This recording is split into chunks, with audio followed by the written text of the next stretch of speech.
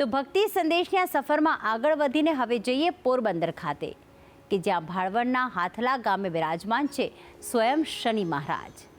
કહેવાય છે કે આ મંદિર શનિદેવનું સૌથી પૌરાણિક મંદિર છે અને તેથી જ આ મંદિરને શનિદેવનું જન્મસ્થાન પણ મનાય છે। આ પ્રખ્યાત મંદિરના આવો કરીએ દર્શન અને મેળવીએ શનિ મહારાજની પરમ કૃપા। દર્શન કરો પોરબંદરના પ્રાચીન શનિ મંદિરના। ભાણવડ નજીક હાથલામાં આવેલું છે શનિદેવનું મંદિર, જ્યાં શનિદેવ હાથી પર બિરાજમાન થઈને પ્રગટ થયા તે આજનું હાથલા ગામ અને આજે દેવભૂમિ દ્વારકા જિલ્લાના ભાણવડ તાલુકામાં આવેલું છે પૌરાણિક શનિદેવનું સ્થાન। આ સ્થાનક સૌથી પૌરાણિક હોવાથી શનિદેવના જન્મસ્થાન તરીકે પૂજાય છે અને આ મંદિરમાં એક એવી પણ માન્યતા છે કે જો આ મંદિરમાં મામા ભાણેજ સાથે પનોતી ઉતારવા આવે અને પૂજા કરે તો તેમની પનોતી ચોક્કસપણે ઉતરી જાય છે। પુરાતત્વ દ્વારા રક્ષિત આ સ્મારકમાં શનિદેવ હાથી પર બિરાજમાન હોય તેવી પ્રતિમા સાથે 7.5 અને 2.5 વર્ષની પનોતીની પ્રતિમાઓ પણ આવેલી છે। શનિ મહારાજનું જન્મસ્થાન છે। 7મી સદી પહેલાંનું મંદિર છે। આ જોઈ શકો એ 7.5 વર્ષની પનોતી છે, 2.5 વર્ષની પનોતી છે। મેઇન મૂર્તિ શનિ મહારાજની છે, હાથી ઉપર છે શનિ મહારાજની બેહારેલી છે। અહીંયા રાજા દશરથ વખતનું મંદિર છે।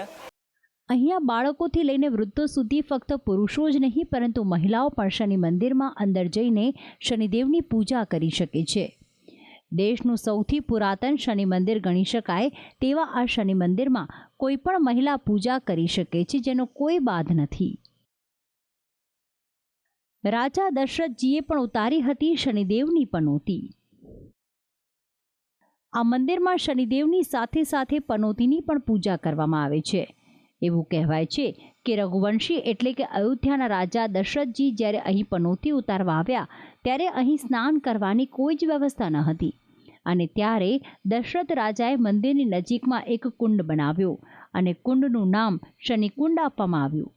ત્યારબાદ આ કુંડમાં દશરથ રાજાએ સ્નાન કરી અને પોતાની પનોતી ઉતારી હતી। આ શનિ મંદિરમાં જે કોઈ પણ પૂજા કરાવે છે ત્યારે તેની પનોતી ઉતારે છે અને જે માનતા કરે છે તે પરિપૂર્ણ થાય છે તેવું પણ લોકોનું કહેવું છે।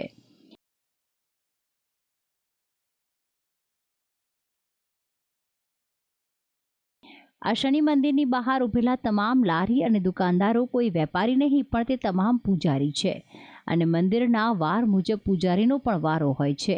આ મંદિરમાં જે પણ કંઈ સામગ્રી ચડે છે તમામ સામગ્રી પૂજારી જાતે જ તૈયાર કરે છે અને બહાર લારીમાં વેચાણ કરે છે।